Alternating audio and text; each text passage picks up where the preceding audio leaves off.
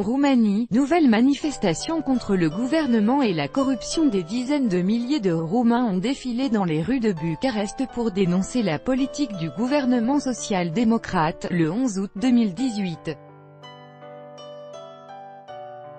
Un cam photo, Octave Ganéa via Reuters. Au lendemain de manifestations réprimées par les forces de l'ordre à Bucarest, des dizaines de milliers d'opposants au gouvernement ont de nouveau battu le pavé dans la capitale roumaine, ce samedi 11 août. À bas le gouvernement, et « Justice, pas corruption ». Voici des exemples de slogans scandés par les quelques 30 000 manifestants, selon les estimations des médias locaux. Des milliers de personnes ont également manifesté dans plusieurs autres grandes villes, dont Sibiu, centre, et Timișoara, ouest. Le mot d'ordre est toujours le même, dénoncer la corruption dans le pays, et notamment la vaste réforme de la justice initiée en 2016 par le Parti social-démocrate, PSD, au pouvoir. Une réforme qui menace, selon ses détracteurs, l'indépendance des magistrats et vise à permettre à des responsables politiques d'échapper aux poursuites. Adopté en plusieurs volets, ce texte a suscité les critiques de la Commission européenne et provoqué une vague de contestation d'une ampleur sans précédent depuis la chute du régime communiste fin 1989. Répression. Vendredi, ils étaient environ 80 000 à demander la démission du gouvernement social-démocrate de Viorica Dăncilă, l'accusant de corruption et de vouloir contrôler la justice.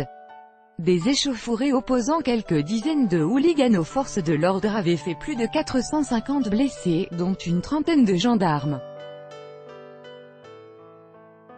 Le président roumain de centre-droit Klaus Iohannis, en conflit ouvert avec la majorité parlementaire de gauche, a fustigé l'intervention brutale et disproportionnée des forces de l'ordre et demandé au parquet général d'ouvrir une enquête.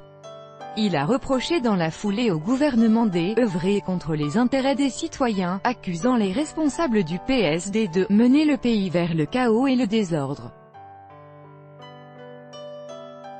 Mise directement en cause, la ministre de l'Intérieur Carmen Dan a assuré que les gendarmes avaient agi en respectant la loi pour défendre les institutions de l'État.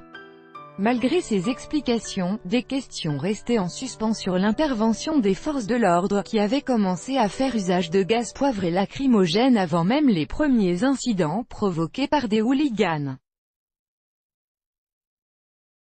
Analyse. Les conséquences vont dépendre largement des réactions européennes.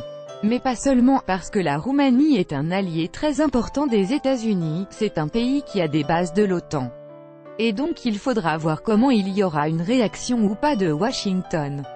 Catherine Durandin, professeure émérite à l'Institut national des langues et civilisations orientales 12/8/2018 par Béatrice Léveillé. Écoutez avec AFP.